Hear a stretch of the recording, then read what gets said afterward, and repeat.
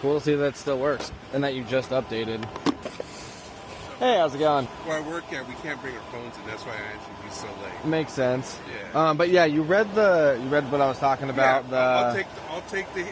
I appreciate you being honest with me.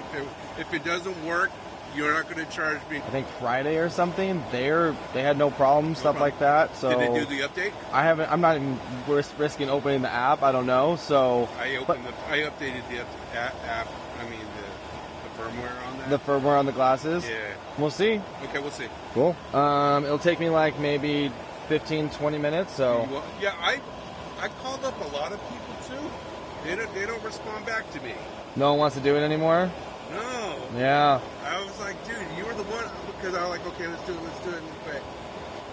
But they never did. It's just a little like, it's hard to do, and because sometimes the glasses just mess up, and it's an expensive fix.